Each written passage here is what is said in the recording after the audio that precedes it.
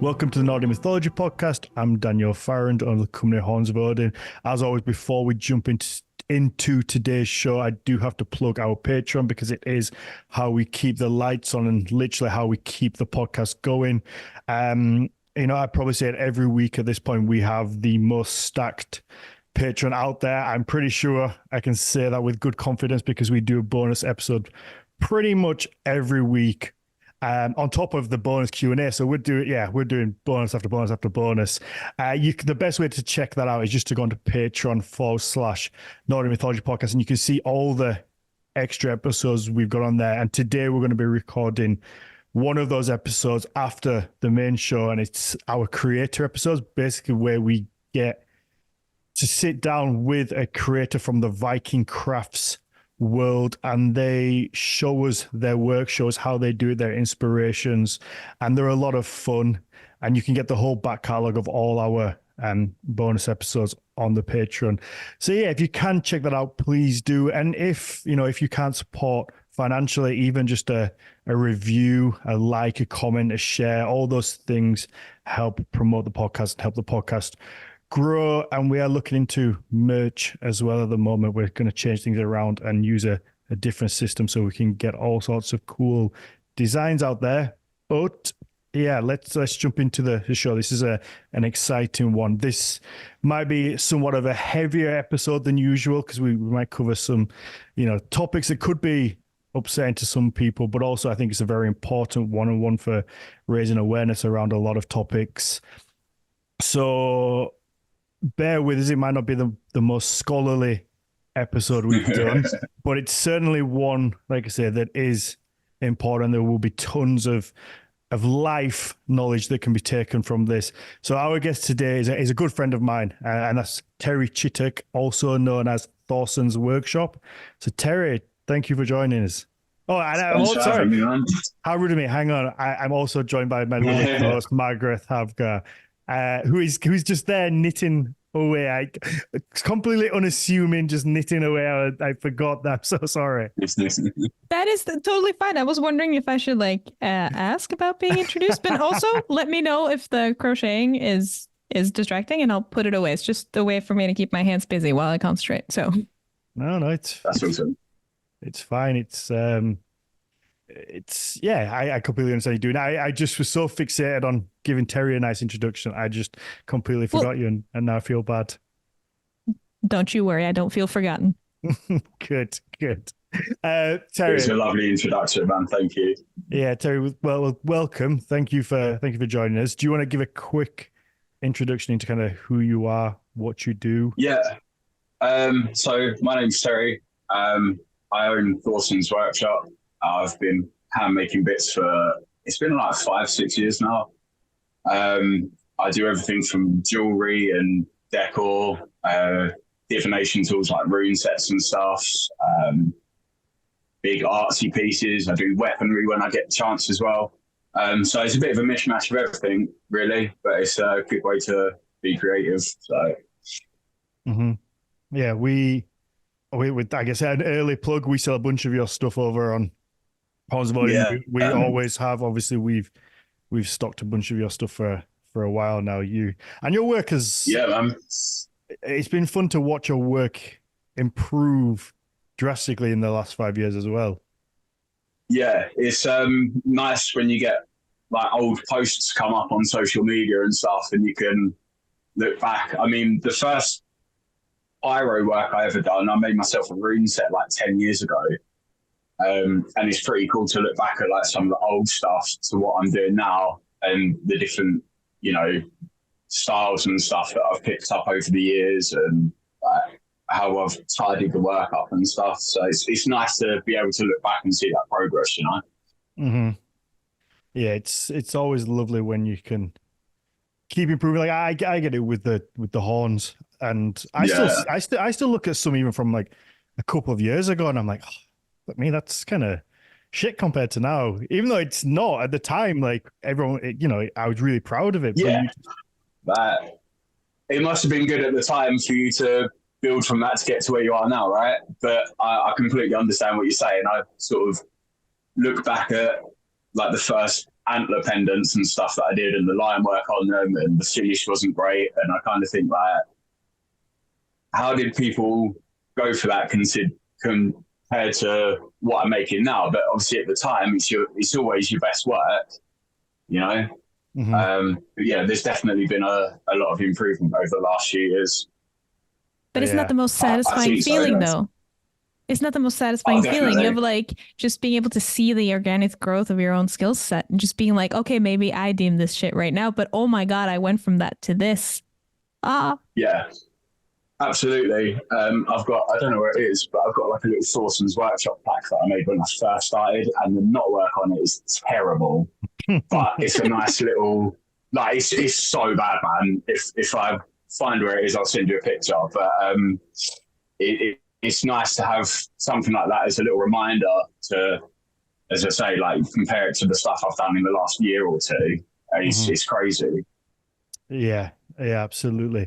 And like I said, before this, kind of in the intro, this show probably will be quite heavy because you have had a lot of health issues in the last few years, to put it lightly. Yeah. And obviously you've had your struggles with it's physical and mental, and obviously I think we spoke before, you identify as a Norse pagan, but yeah, alongside that, you know, you put a lot of this into your work and take it into your personal life, and kind of helps you through a lot of those struggles that you have had, and which is why I wanted to have this conversation. Yeah, I mean, I think for me it's probably a case of it came to me as a way of drawing strength from something external to myself. I think a lot of people look for something like that when they're really going through it. So that's kind of it's hard to put my finger on where I first started getting into like the Norse mythology kind of thing and the different gods and everything, because it happened so organically. It's definitely been a good source of strength when there's been sort of like really, you know, hard nights in hospital bed and stuff like that. And I do like to think that comes through my work as well.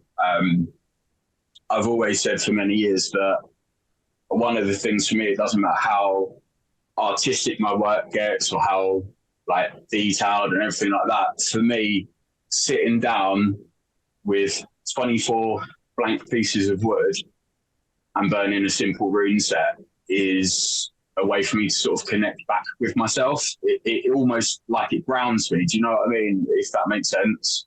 It's like this, almost like a little ritual when I'm making them, and it just makes me feel connected to something else and also back to myself again. So it helps me in a lot of ways, man. Like, a lot of ways. Yeah, I think, I mean, I completely understand it, because obviously I had my own issues over the last sort of 18 months. And yeah, even something as simple as you know, as carving the horns, something that I've done hundreds, thousands of times, there's something that still clears the mind. It takes the mind away from wherever it might be and just focusing. And, you know, it's probably the same with, I guess, with Margrethe, like crocheting, like that thing that kind of, it just takes your head, it almost calms everything down. It's when it's almost like a form of meditation when you're focusing on creating something like that. Like you say, it draws you away from all the external stuff that's going on and the noise in your head. It's like a form of meditation. Anytime you sit down to focus on creating something, and then to be able at the end of that to be able to look at what you've made, it's great, man.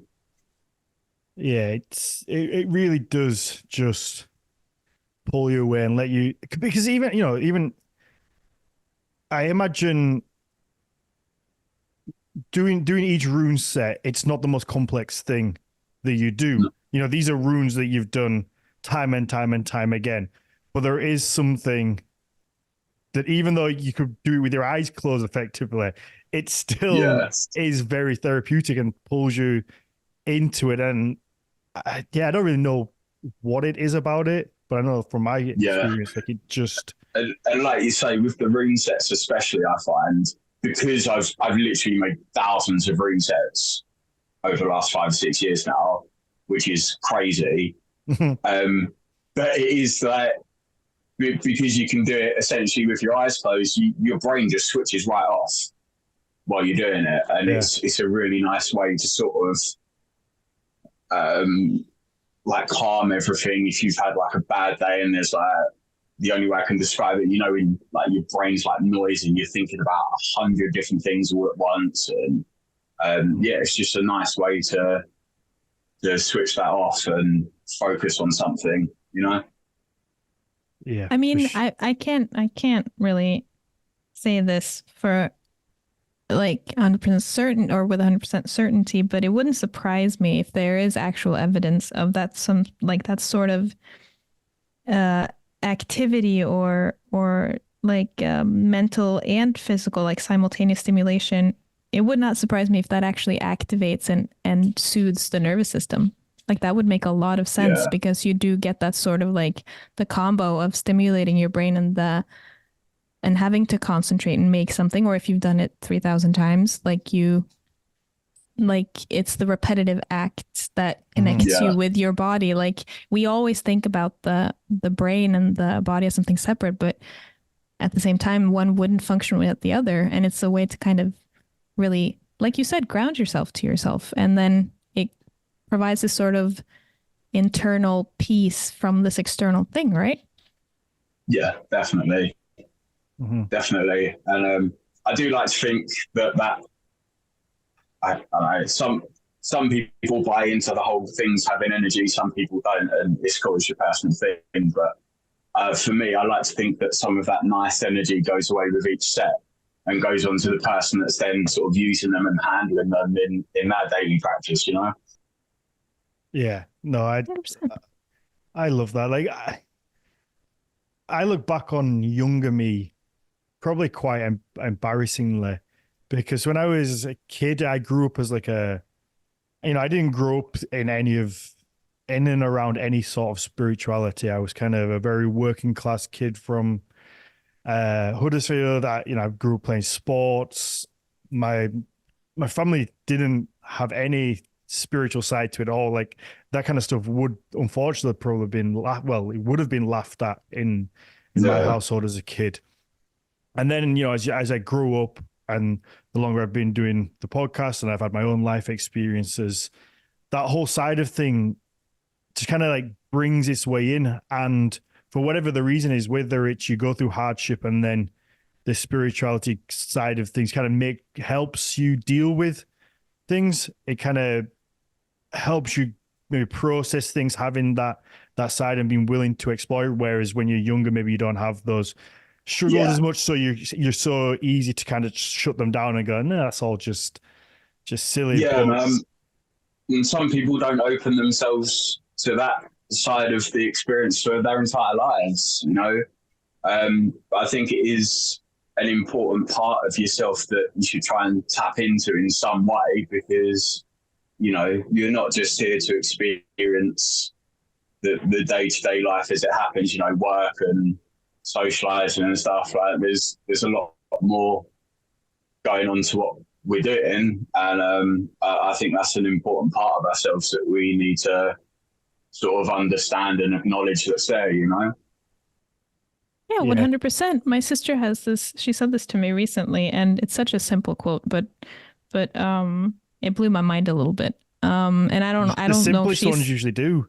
Yeah, and I think she was quoting something else. I'm not sure. But anyway, she said, because she's been using this as a mantra lately, that I don't live to work. I work to live. Mm-hmm. Yeah. And it's that kind of thing where, like, I was thinking about it when you were talking, Terry, that, like, it's almost like there's been this sort of, at least I've experienced that, like, spirituality and religion are terms that usually go hand in hand. And I guess this could get really philosophical really quick, but we're already there. So I guess let's go with it. But I think there's this thing where, like, I remember, especially as a kid, that we're like, I didn't really have a concept of what spirituality was, but like religion was all about like how the world makes sense and whether you agree with that mindset or that practice or not. Whereas now as an adult, I'm like, spirituality and religion could definitely go hand in hand, but it doesn't necessarily have to. And I feel like whereas religion may be more of kind of an external thing that you decide to practice or not, depending on who you are and where you're from and your experiences, spirituality is kind of, I think this is what I'm about to say, I assume, is something that people might very well disagree with. But I feel like my experience of what spirituality can be is a bit more kind of internal, about figuring out what makes sense to you and for you and what brings you peace. Yeah, I completely agree. I think like I think for me the easiest way would be that religion is more something that's structured by other people, whereas spirituality is your own personal experience of things. Makes sense to me. Yeah, definitely. Yeah. I would, because I wouldn't consider myself religious. I've probably said on here a bunch of times I'd consider myself probably agnostic. When I was younger, I would have been vehemently atheist. I'd have been like, no, there's nothing, like we know everything. Yeah. I know everything because I'm a young, dumb fucking adult. But yeah, as I you did grow that up, too. We've all been there, haven't we? Yeah, definitely. As you grow up and as life happens, I'm very comfortable now. And you know what? I probably hold a lot of that to this podcast, because when I started this podcast, I probably had an idea of the Viking Age and Nordic mythology, things that I'd heard on, seen on TV, read through like memes, little bits I picked up that I thought this whole world was, and we knew everything about it. And then the more we did the podcast, everything I ever believed has just been smashed to pieces, mainly by Matthias in the early days. Like, it's all just been torn down brick by brick to the point where you have to be comfortable to kind of go, oh, you know what? We actually don't know a lot of this stuff. A lot of it, you have to get comfortable in this middle ground of like ifs, buts, maybes. It could be this, but possibly it's this other thing. And I think that completely changed my mindset when it came to religion, of just being happy and comfortable to just be this kind of, I don't know, like maybe I like it could be this the whole science Big Bang thing, and it could be like this other thing. Like, we literally cannot know one way or the other, like with 100% of certainty. So you just have to be comfortable in there. And the uncertainty is the fun part when you start talking about things like that. Because I'll say I'm spiritual, and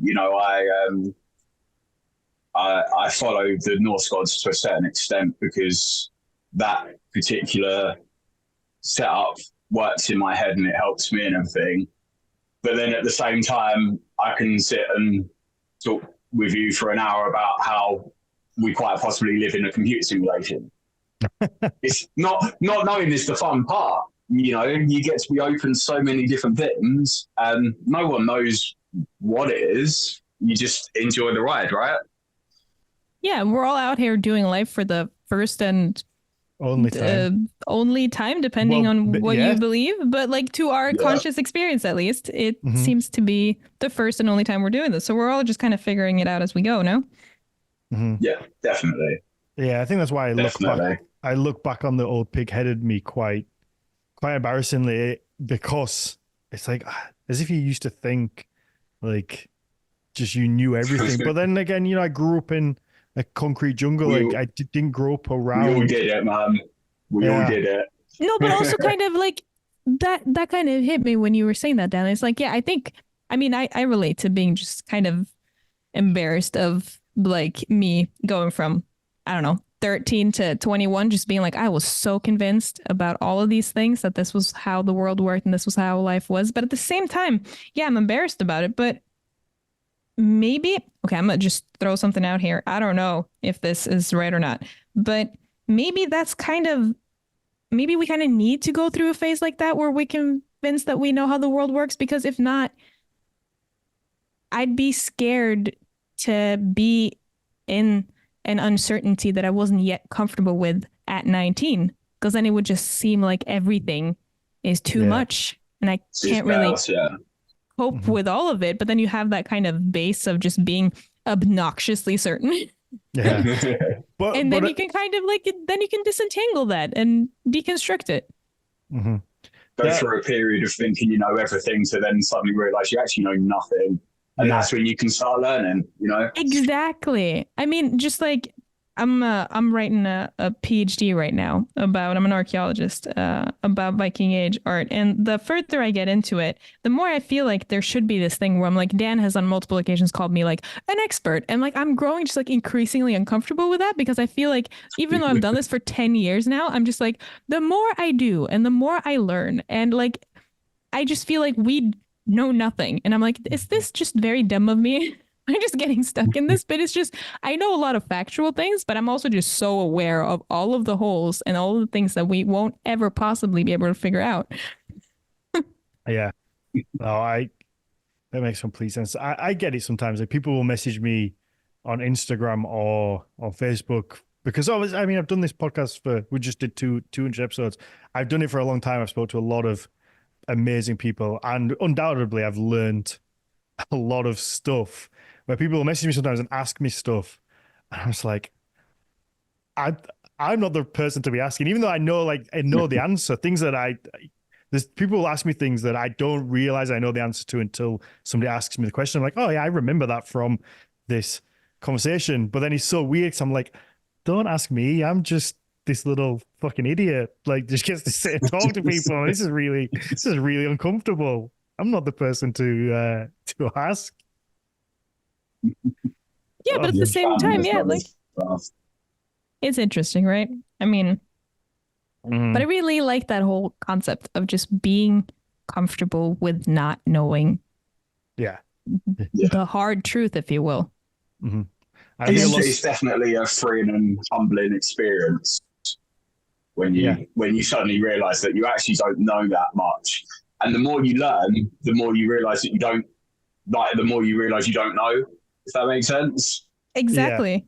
Yeah, absolutely. It's because like you said, I think you said it before, Terry, that a lot of people go through life and never realize this. A lot of people go through life, particularly the minute like we get sucked into this system of work. You know, a lot of people, when they work like a 9 to 5 Monday to Friday, they'll get into this rhythm of, you know, go to work in the morning, work, maybe go to the gym, come home, have tea, look after the kids, go to bed, and it's just repeat every single day in the cycle. And obviously check the things on the phone in the spare time. We're more locked into these devices and never get to really explore a more spiritual, outward kind of world where you question things. And and I mean that, I'll be honest with you, and it's no disrespect to anyone that's like never looked at that side of themselves, because we're all on our own paths, but it blows my mind a little bit that like you could get to a certain point in your life and never have like a period where you sort of question why you're here, how you're here, what you're doing. You know, all of those big existential questions that we like to ask ourselves. But like you say, I do think for a lot of the time it's a case of you just get stuck in this cycle, and it starts when you're at school. You know, you go somewhere all day, come home, rest, sleep, and you can repeat that for 40, 50 years of your life, you know.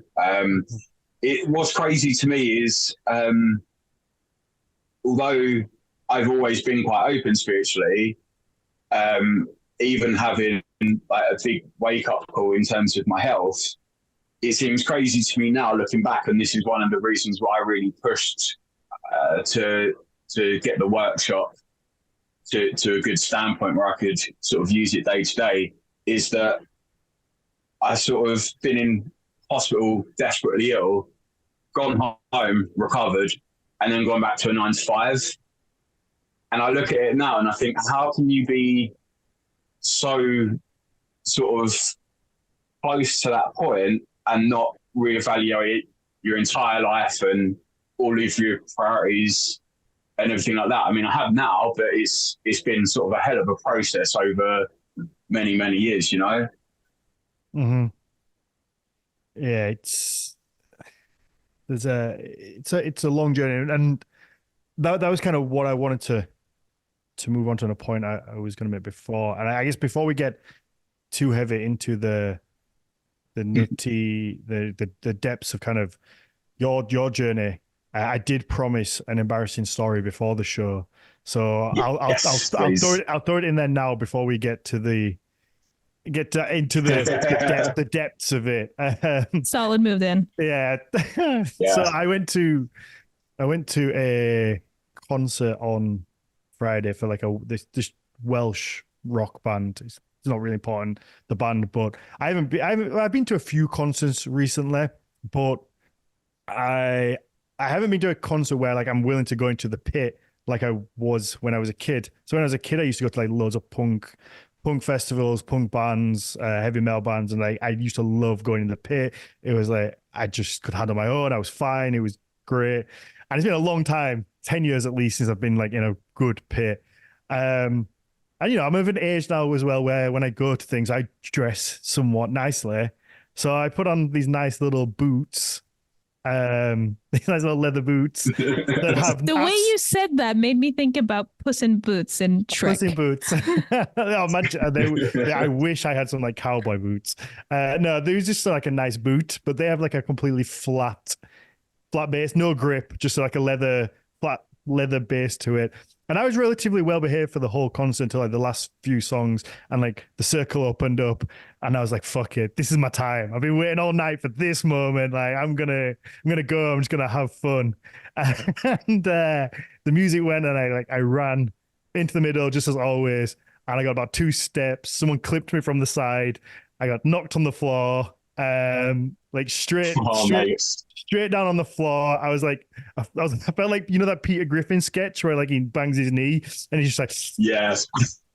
I went down, like cracked my elbow on the floor.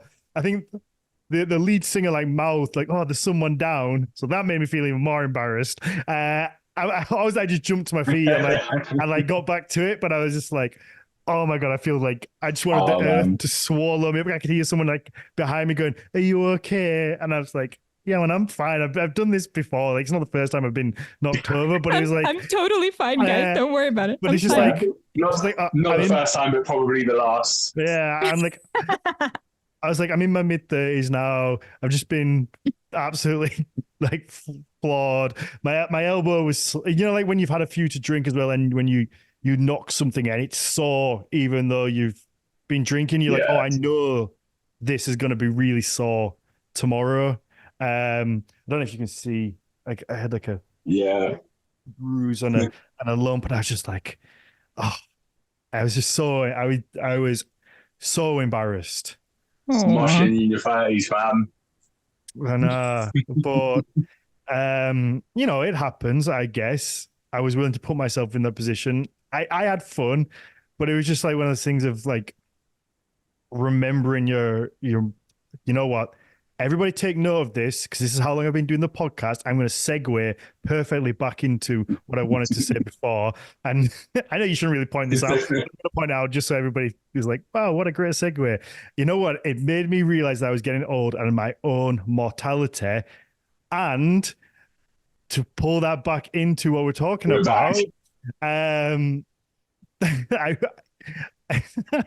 that was a hell of a segue, man. But I mean, just like, wow, you just like a race car driver. You just swerved nicely. Yeah, just pulled it back. Amazing.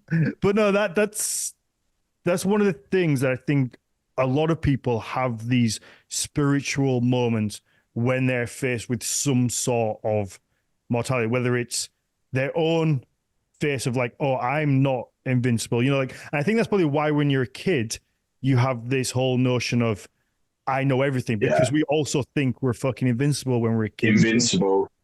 Yeah. Definitely. Particularly little boys probably feel that. I don't know if it's the same with little girls. Margrethe, you might be able to chime in on that. But I think this all depends on like the setting you're in. And also I think I've never felt physically invincible, but I'm gonna come across as such a brat. But I've affect that I've felt intellectually Oh, okay, okay. invincible. That's just like, So I think your argument holds. Yeah, I think it's both for girls and boys. yeah. It's common. It's a common trait. So yeah, I think that's probably why you have those ideas when you're younger. Because I thought, I was dumb. I was like, I'm never gonna get old. I'm never gonna get knocked over in a mosh pit and hurt my fucking elbow.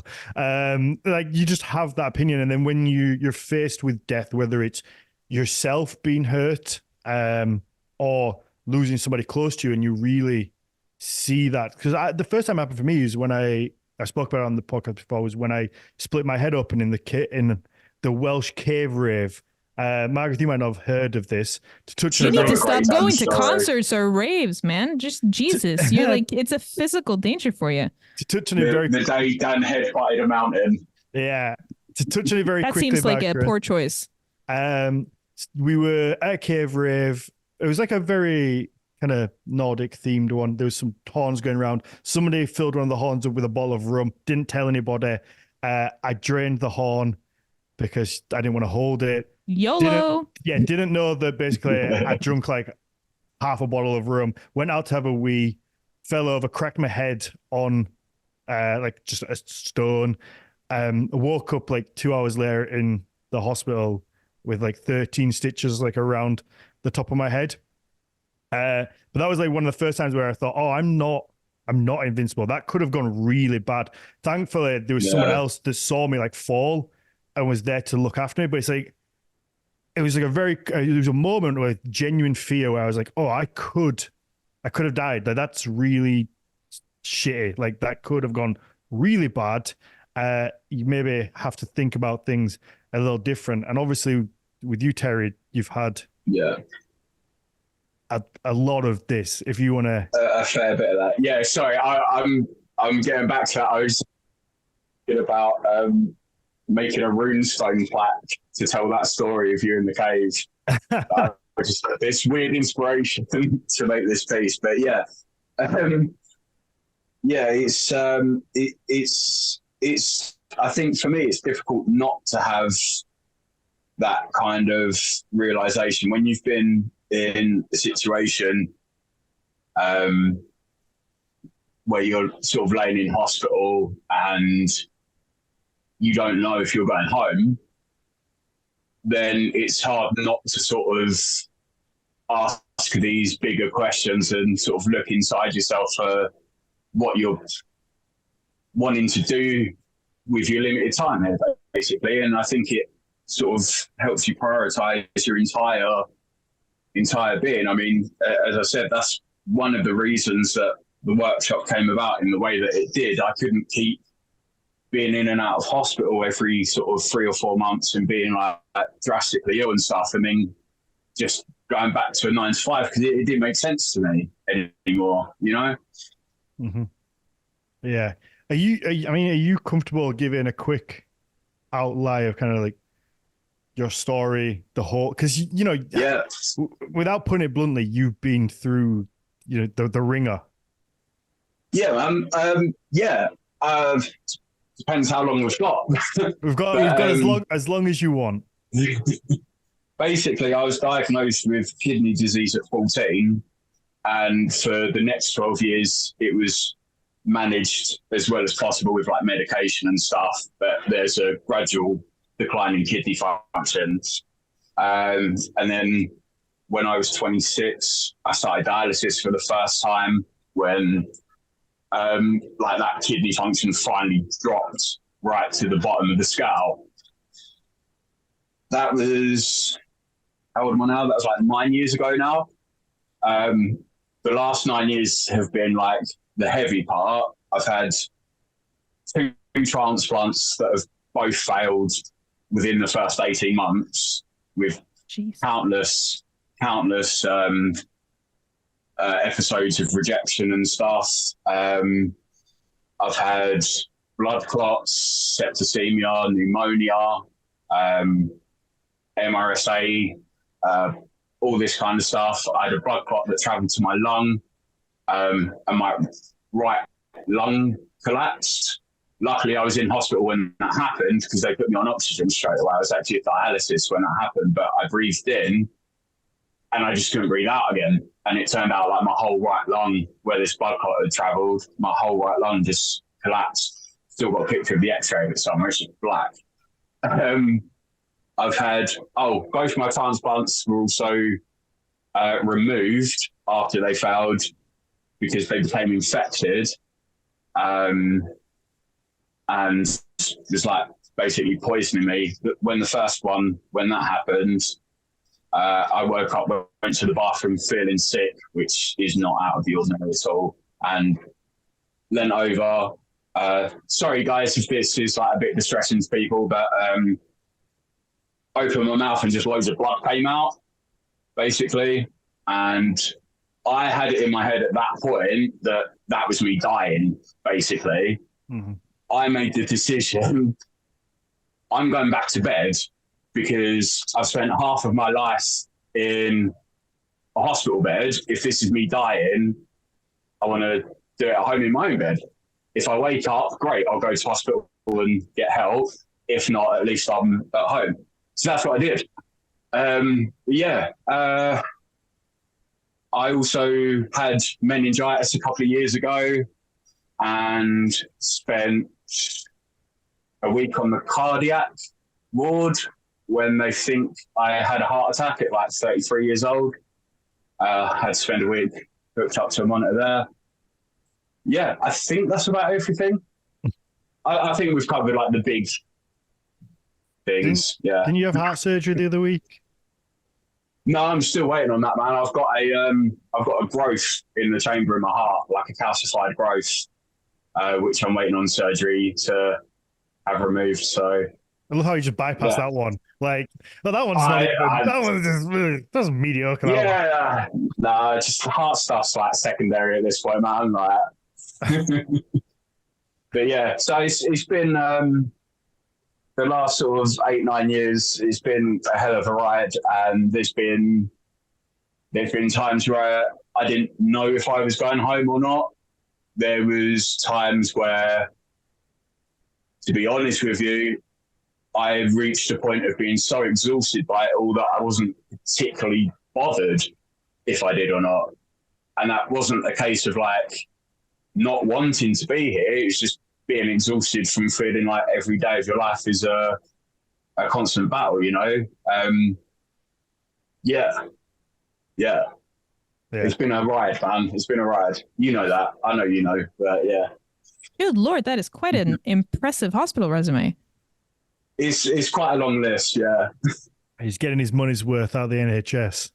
I mean, shit. Yeah, definitely. Yeah, it's... And like I think I said this before we might have started the show.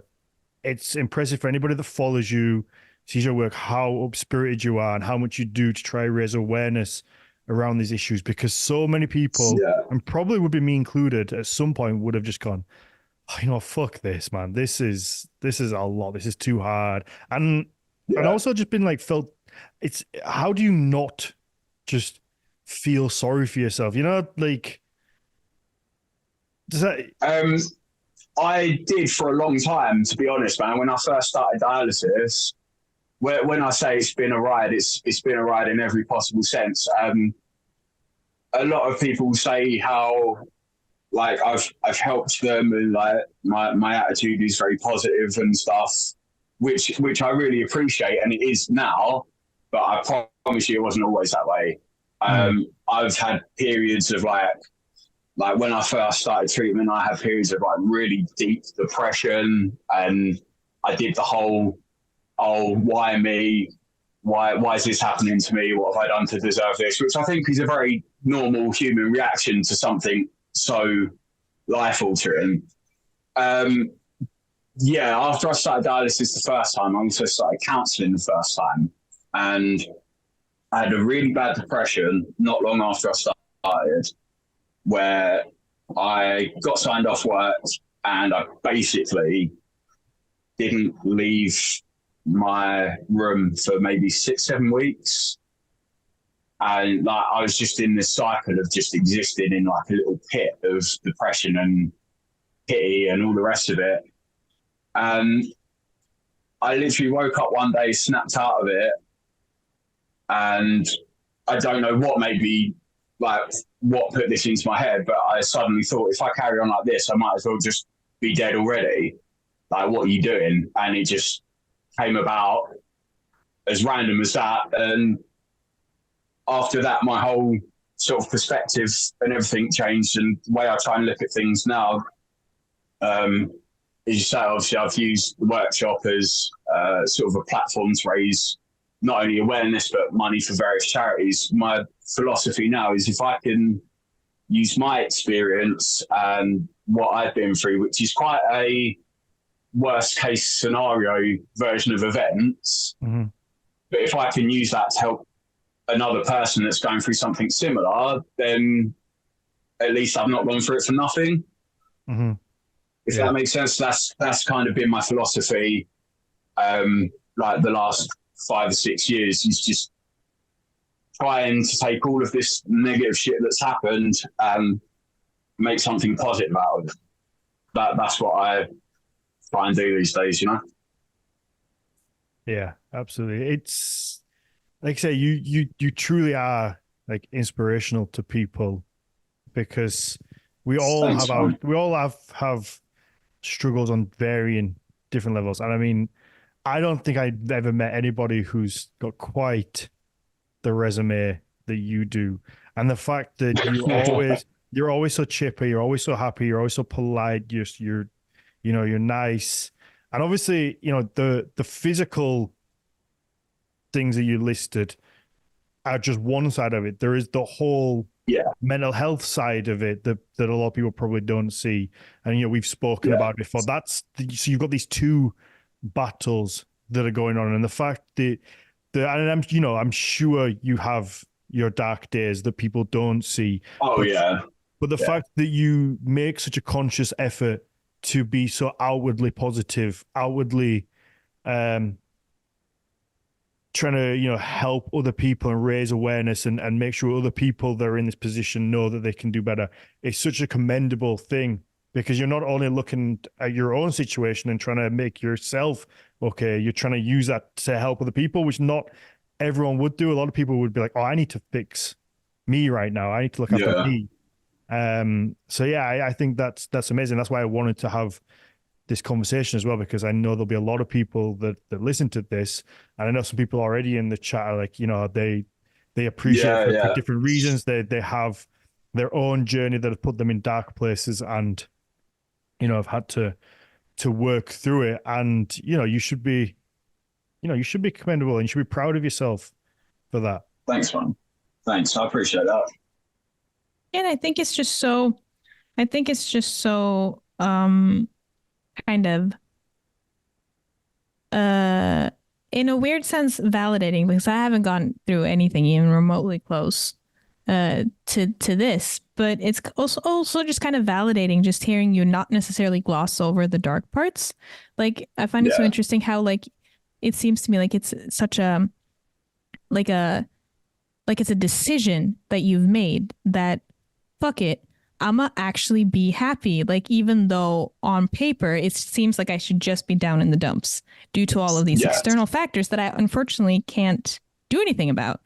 So it's like, I was wondering, like, I suppose this is kind of a given question, but maybe, like, to me, it sounds also kind of like a sense of taking power back over your own life a little bit. It's not like we can just snap ourselves out of depression, but in my depressive episodes as well. And I've kind of just had this, it doesn't stop me from being depressed, but I've kind of just gotten to a point where I'm just so sick of how shit everything is that it's like, you know what?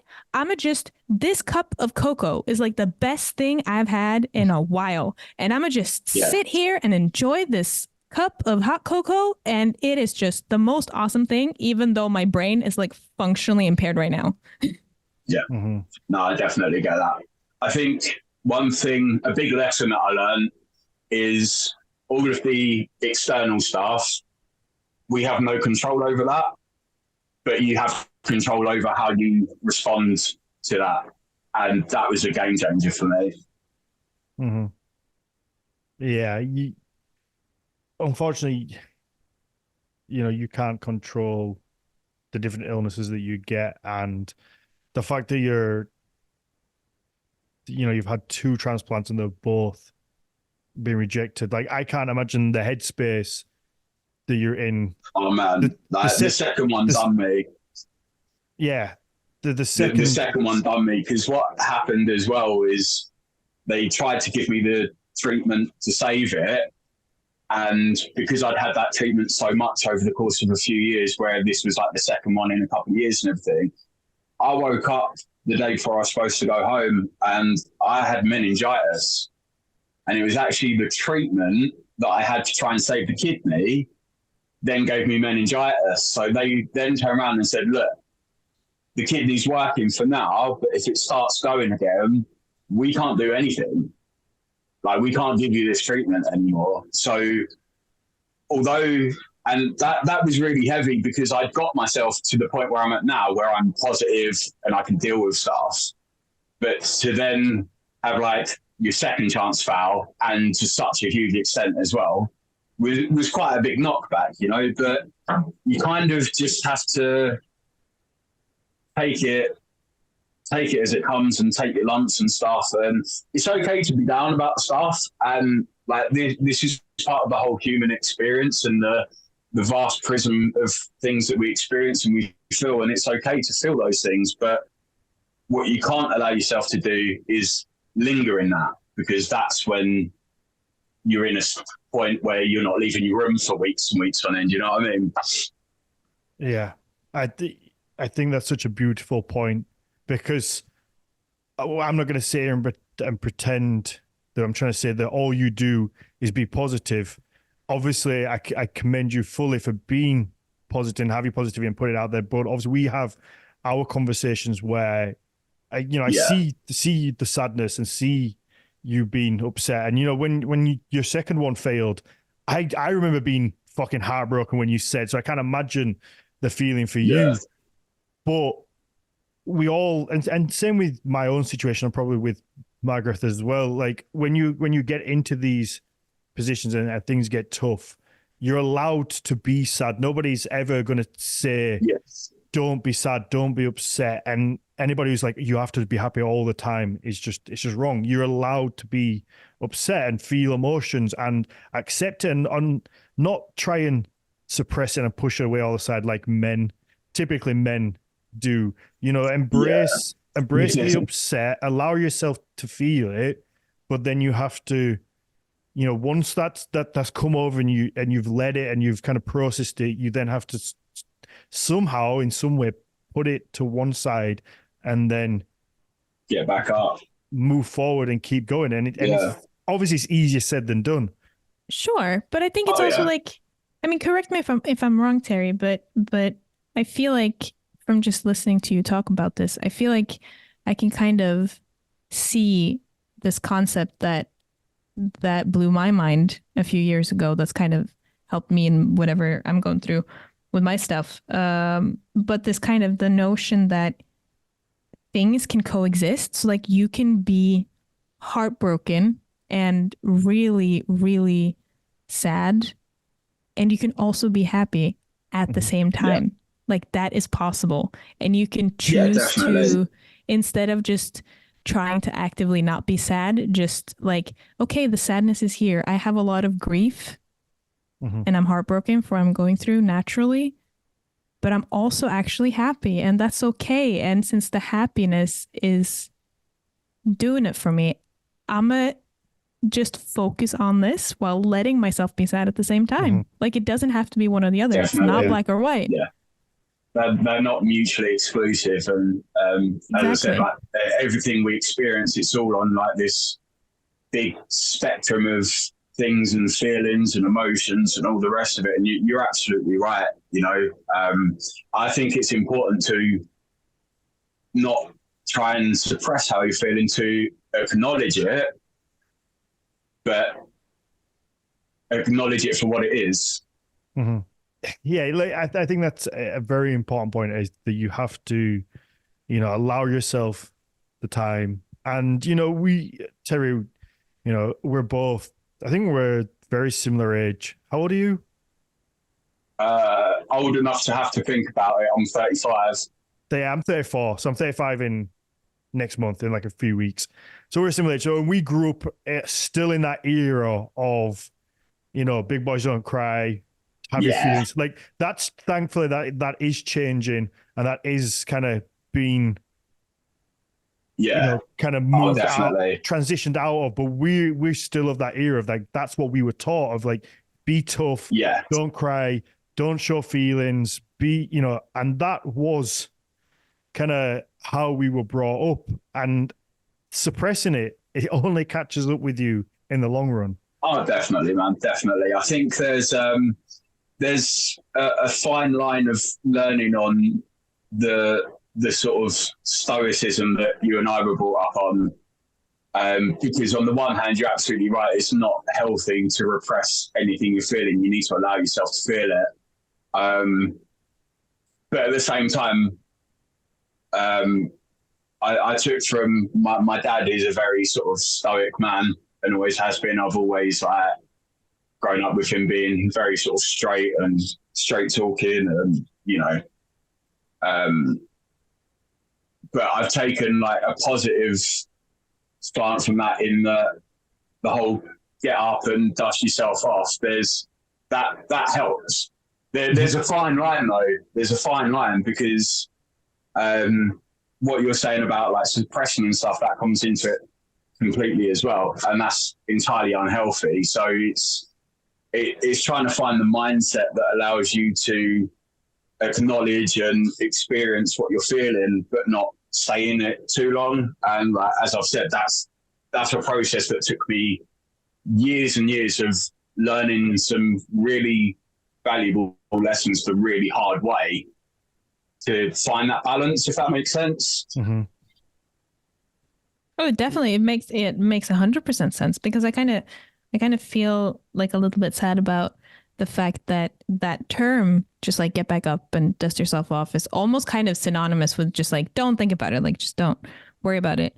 But like at the same time, just picking yourself up and dusting yourself off doesn't necessarily have to imply that you don't let yourself feel it. It's just that you don't let yourself be ruled by it. And those are two different things, right? It's like you are not your emotions. Your emotions just happen, but you don't have to be a slave to your emotions. And they can just be there, and they can be shit or they can be awesome, but they're just there.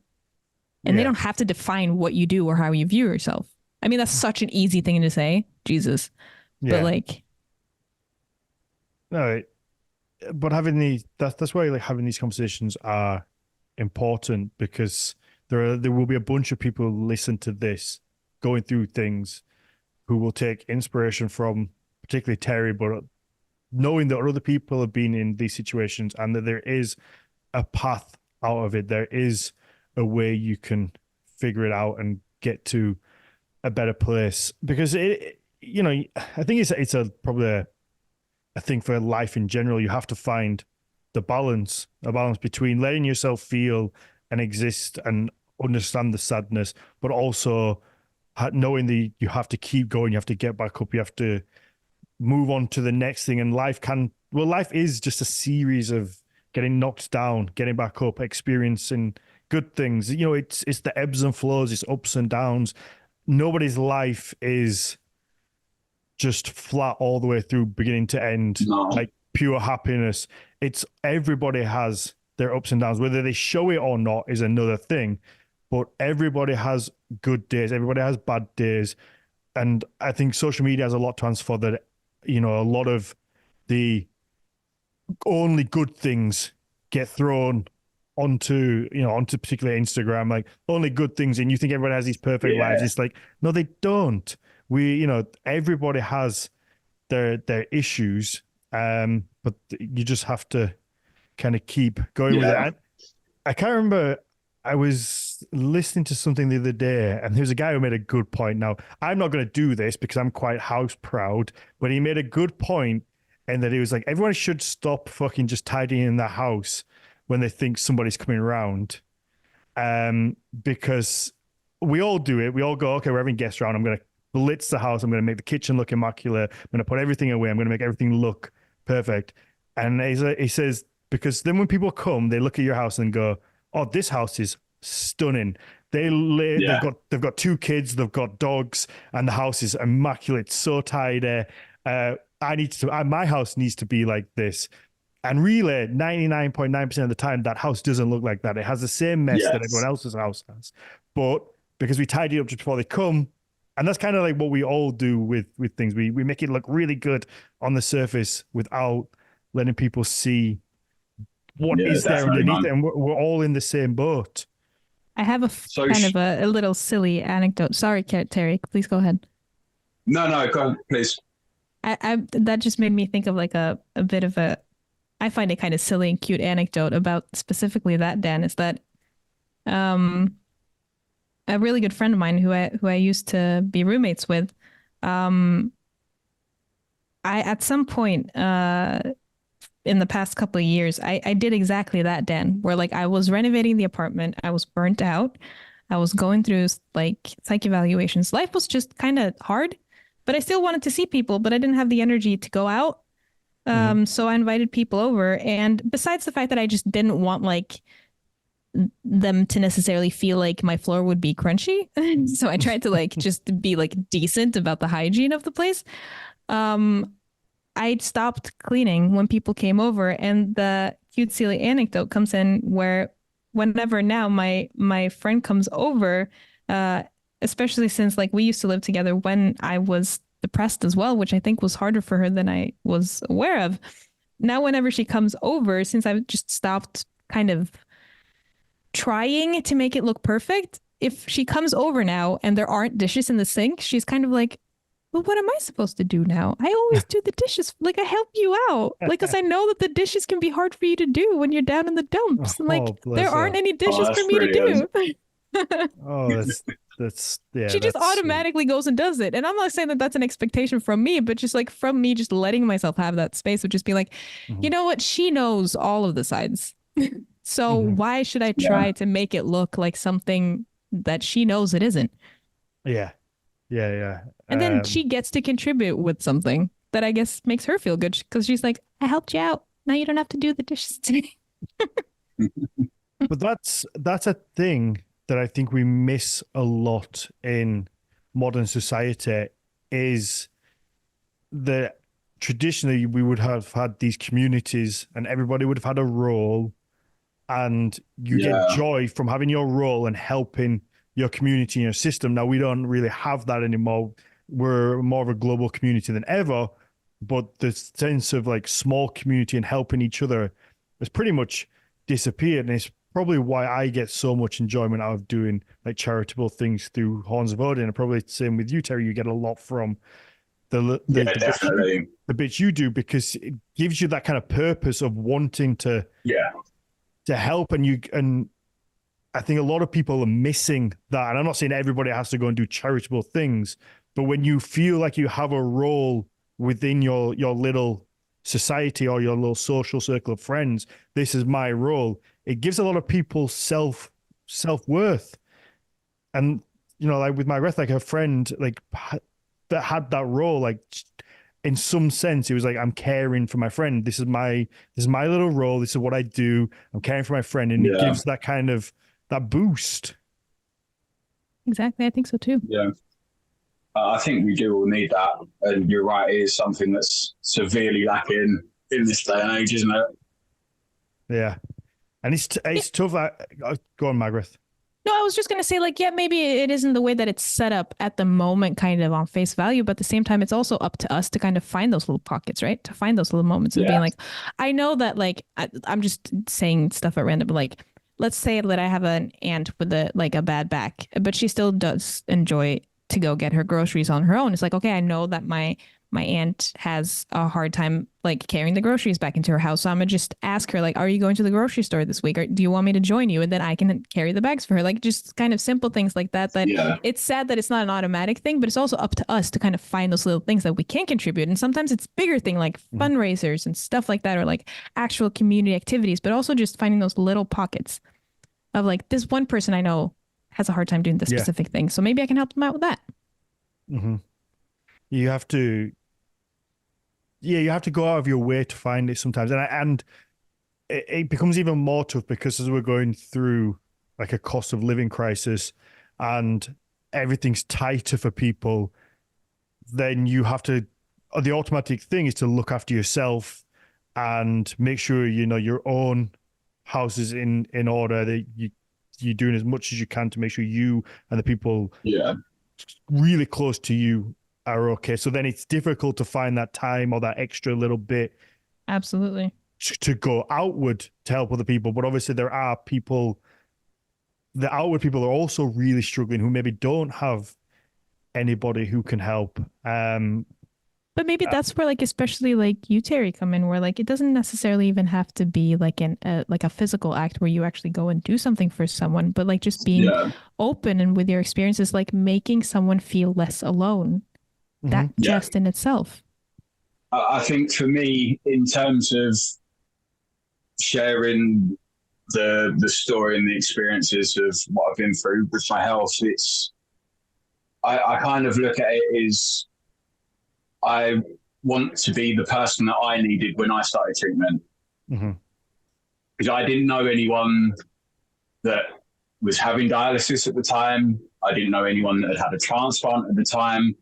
And the doctors, obviously, they support you to a certain extent, but they'll tell you, oh, yeah, you're going to have treatment and it's going to make you feel better and you're going to feel like less rubbish and less tired, and then you have a transplant, and the transplant lasts on average 15 to 20 years and all this. But they don't prepare you for the flip side of things. And that's what I was saying before, how my example, yeah, it's a sort of worst case scenario in a lot of ways. I've had a lot of complications and everything like that. But if I could have just had someone when I was sitting in that clinic at 26 years old, someone of a sort of like a similar age to me, just go, look, it's going to suck for a while. This could happen, but you'll be all right and you'll deal with it. That's kind of my aim, because starting dialysis the first time was very scary. And I remember being in a waiting room full of elderly people, because that's statistically who are more likely to have trouble with kidneys. And I literally sat there. It was like the second time I'd been to dialysis, and I just thought to myself, I don't belong here. You know, because I'm surrounded by sick old people. No disrespect to them, and I'm in my mid-20s. Like, what's going on? What am I doing here? So, yeah, for me, it's just a case of like offering the support to other people that I didn't have myself, if that makes sense. 100%. Because it's all about like, I think that's also such a powerful motivation of like seeing, feeling a need yourself, and then being able to be like, kind of, I feel like it also sounds like kind of, like giving yourself some sort of a relief. It's like, I wish I had this when I was here, and now I am providing that hopefully for someone else. And then that kind of gives you like the, okay, well, now I know that if someone else is going through this, I am here so they can see me. Yeah. So they don't have to experience that isolating feeling of just being like, why am I here? I shouldn't be here. Yeah, definitely. And it's somebody, like you say, somebody that looks like you, somebody who's younger, who's not, you know, elderly. Like that really, you know, it does help people. You know, I've spoken about it on here a few times. Like every Monday I go to a thing called Andy's Man Club, which I'm sure you've heard of, Terry. It's like, it's like a group for suicide prevention. It's like a group therapy type thing for men. It's aimed at men, because unfortunately suicide is a epidemic amongst young men. And, you know, I go there every Monday, and as well as I don't necessarily think I need it as much now as I did when I first started going. You know, I was in a kind of a much worse place then when I started going, but I still go every Monday because it's nice to see, you know, see the same people there week in, week out. And, you know, you hear all these different problems people are having. It's very leveling. and it makes you kind of reevaluate yourself. Even if you think things are going amazing, it makes you put you back on a level. But also, like, I love like helping people. I love talking and having those moments with people where they see maybe somebody, like, without blowing my own trumpet, like somebody with like their own business, like their own podcast, externally, I look like I'm doing pretty well. And I think it's nice for them to look at that and go, oh, like, he's here. He's at these groups. He has these moments. And I think that can be quite, nice for people. It's not just, I guess the lower class type thing. Yeah. I think it's quite a humbling experience as well. Like you say about, you feel like you don't necessarily need that for yourself as much, but it's the fact that you're still going and like you're still getting something from it, but you're also probably more in a position to sort of help the other people there as well now. And that's kind of what it's all about, really, Mm-hmm. Oh, yeah, absolutely. There's this absolutely lovely lad, and he has a lot of mental health issues. I know he takes antidepressants and antipsychotics. Now, I don't know what he's been through in his past to get into the point where he is, but he's very quiet, hardly speaks, just kind of sits and rocks in his chair a lot. He's very, his mind is really, really busy. And through the meeting, we do like a curry night once a month. We go for like a curry as like a group. And I got to sit next to him and I spent the whole time talking with him and I absolutely loved it. I got to like meet this person that I hadn't got chance to in the groups because he doesn't really say much. And we had like a lovely conversation. I got to like learn about him. He kind of came out of his shell a lot. And the whole time I just wanted to tear up because it was this really nice kind of exchange. And he was telling me, didn't really tell me much about like his past, but he was like telling me about how he used to threaten suicide when he felt threatened. And like, he was like, I wouldn't do it. I wouldn't even know how to, but like when I feel threatened, this is like my way to kind of lash out. But then he got sectioned for it. And it was like this really heartbreaking thing. And he's an absolutely sweet guy. And you could see that there is this really eloquent, lovely person beneath the surface. And it's like, you can see it in there. And, we had this lovely chat. And then when we went on Monday, one of the questions each week is like a positive from your week. Now, when it came around to him, it was like, oh, the positive was like, I got to sit next to Dan and like, we had this really good conversation. And he said to like one of the facilitators there, he was like, I really like Dan. Like, he looks after me. He's a nice guy.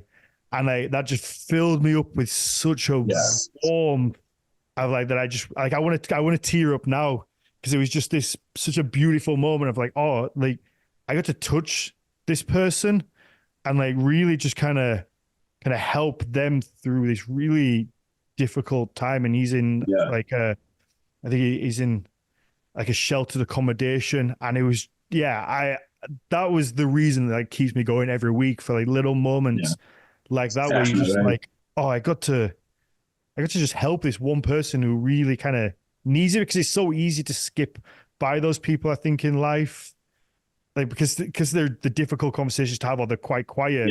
Everybody just skips over them and has a conversation. And I really loved it. And that was like a real takeaway for me. That's such a sweet moment. And also because it kind of comes back to that thing with, like you said, Terry, with like, I wish I had something like this when I was going through this, because at the end of the day, it's like, even with the issues people might be going through, like, people at the end of the day aren't problems to be fixed. So we're not here to fix anyone, but just being there and providing like a shared experience, or having a conversation, or seeing someone going through the same thing as you are, I think can be just really powerful, because it is definitely. I think sometimes we just need somebody to listen. I think that like in that particular case, I think they wanted somebody to listen to him. Yeah. Just kind of. So a lot of the time, that's all someone needs, man. Yeah, absolutely. Terry, we're gonna wrap this up and do the Q&A. Do you still take your Milner into every surgery with you? Everyone, yeah. That's my Yggdrasil Mjolnir from Tricky. Yeah. Goes to every surgery, every time I'm in the operating room, it's wrapped around my hand, and I go to sleep with it in my hand, and I wake up with it in my hand. Yeah, that's like a little ritual for me. Now that's a very important piece that I own. It was also, I believe, the first Yggdrasil design that he done, which is pretty cool. That I've got like a piece of his history as well. But yeah, that helps me a lot. Like, it's such a beautiful little trinket. It's so important to me. It's just, as I say, it's just become that little ritual, you know, when I'm being wheeled down and I'm in my sexy blue and white gown. I've just got this Thor's hammer wrapped around my hand. Mm-hmm.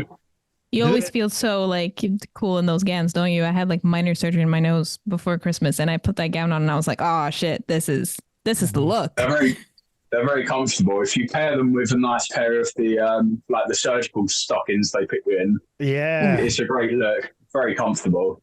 Yeah, you have to put the little tights on. Make sure you have clean boxes on. That's you. I mean, you know. I'm sure you know by now the whole thing you have to do. Yeah. So are they pretty willing to let you take things with you? Because I've never tried to take anything with me when being. I've never had a problem with it because I basically just say to them, look, this is to do with my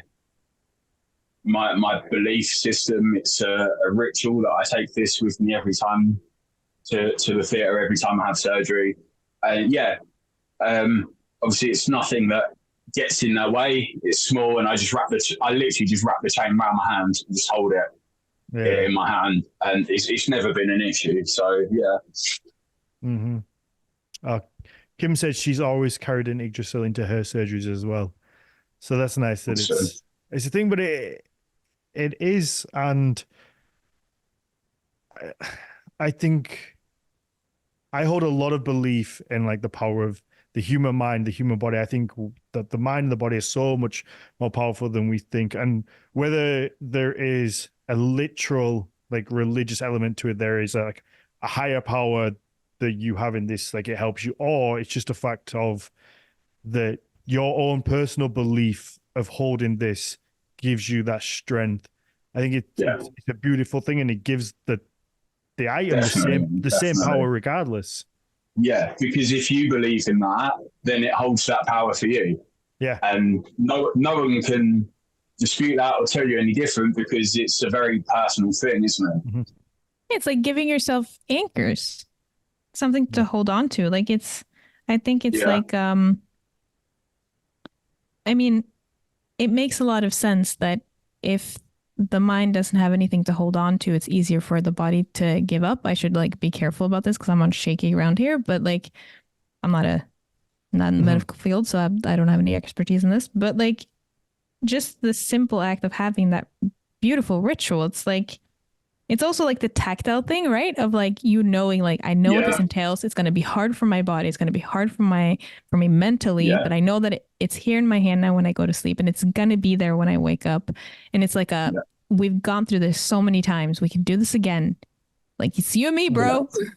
Yeah. It's absolutely that. And it's, you know, obviously it's like the Mjolnir in particular, it's a symbol of like protection and strength and everything. And I really do.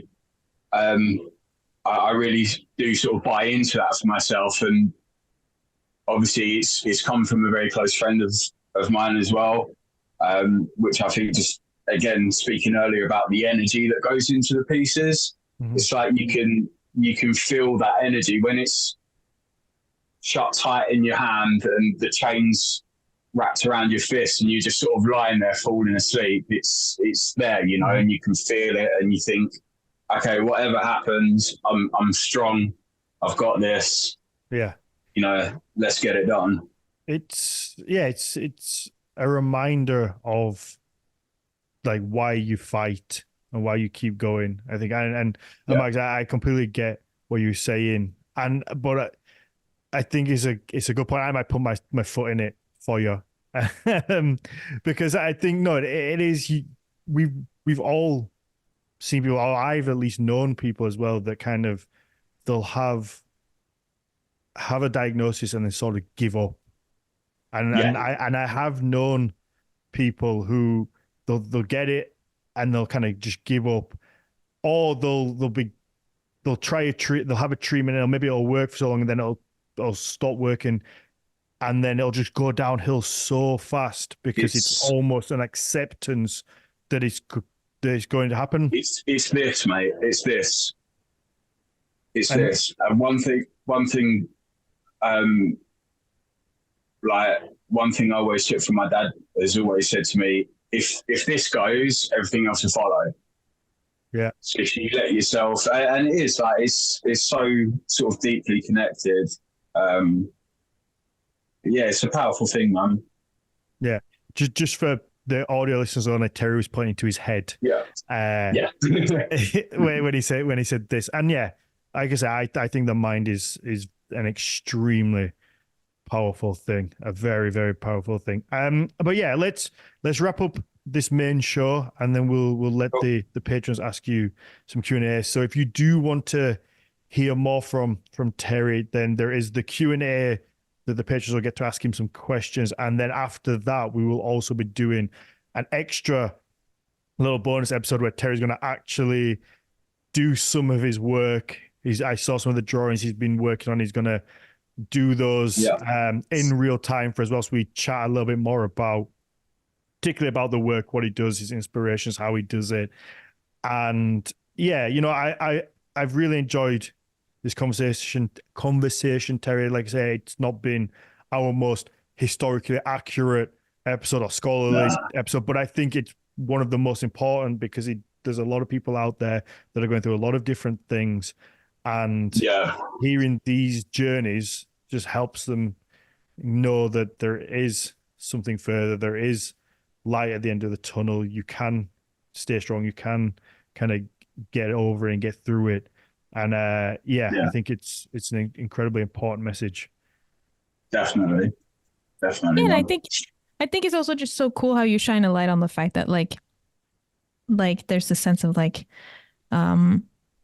I can't give up, or like you have to go on. But then like what I think you shine a really cool light on is like those strict I have to or I can't aren't necessarily what we're talking about. Like you just kind of showing how you didn't choose to not keep going. Like you actively made a choice. Like, yes, this is shit, but I'm actively choosing to just like, fuck it. Mm-hmm. And I'm also make all of this cool shit, even though my body is just like being a real dick. Yeah. Absolutely. Okay, before I give you a second to both shout out your handles where people can follow you and whatnot, I want to leave with a little. I guess it's a comic strip that I've quoted on here a few times in the earlier episodes, and it's one that's always stuck with me. And I'll put it in a Viking context because we're a Viking-ish theme podcast. And there is let's say a little long ship in the ocean, and the storms are smashing the ship to pieces. It's raining, it's windy, it's horrible, and there's a little Viking on the ship, and he looks up to the heavens, and he's shouting, "Why me? Like, why me?" And then Odin, let's say Thor, pops his little head out of the clouds, holding Mjolnir, and he just says, "Why not? Why not you?" And that little comic strip has stuck with me for years and years because, unfortunately, there doesn't have to be a reason why bad things happen in life. Sometimes bad things happen to really fucking good people, and there doesn't have to be a reason for it. And you can spend your whole life or searching for this reason as to why it happened to you. and sometimes life just deals you a fucking shit hand, and you've got to kind of figure out a way to deal with it. You can sit in it and be like, well, why didn't I get as good hand as that person over there? And you can kind of dwell on it and almost let it destroy you, because you just thinking, why didn't I get a better hand dealt to me? But you just have to go with what you've got and keep going and make the best out of it. And that little comic strip really always just sat with me. I loved it. Awesome. I like that. Yeah, Okay. Lots of inspiration for new pieces tonight, mate. Yeah. Definitely, if you can do something with that. Margrethe, I'll let you go first. Do you have anything you want to plug, shout out? Where can people follow you? Well, you can follow me on Instagram, Archeomags with a K. That's where I'm mostly at when I do social media. Mm-hmm. You're gonna have a crocheting Instagram soon? I don't think so, because I want to do this just for fun. Yeah, I get that. Awesome. Terry, where can people find you, buy your stuff, support you? So I'm not running a website at the moment. I'm just doing everything through socials, but I'm Thorson's Workshop on Facebook and Instagram. Mm-hmm. Perfect. Yeah, you can. Also, we have a bunch of Terry's stuff up on Horns of Odin as well that you can pick up, or obviously directly through Terry. If you want to follow me, it's Daniel_Farrand1. Obviously, the business Horns of Odin, or the podcast on all the different channels, just at Nordic Mythology Podcast. Don't forget the YouTube, where you can look at all our pretty faces whilst we talk. The YouTube it's growing. We're slowly getting bigger and bigger on there. People are finding us. A lot of the times guests will bring things, show things. And like I say, if you do want to check out the Patreon, there's tons and tons of bonus episodes on there at this point, from the creator episode that we're going to do today with Terry, the one we did with Tricky last time, the story times with Jonas Lorentzen, the story time that we do with Claire Moulet now. There's a ton of material on there that you get as an extension to the main podcast. So please go and check that out if you can. But yeah, let's wrap this up and do the Q&A. Terry, thank you very much. Like I say, you're very much an inspiration to me, and I'm sure to tons of other people. You know, the positive you put out whilst going through everything you go through is remarkable, and I think you should be very proud of yourself. As I'm sure, I know that a lot of other people are very proud of you. And yeah, I think thanks, man. I appreciate that. I can't wait for the day when all this is behind us and we can go and have a beer and you can look back at the tough times and kind of with pride. The pride that you've got through them with such grace is remarkable. Yeah, it was really awesome to listen to you, Terry. Thanks so much for coming on. This was an awesome conversation. Thanks for having me. I've had a great time. Great to meet you. Thank you. Likewise.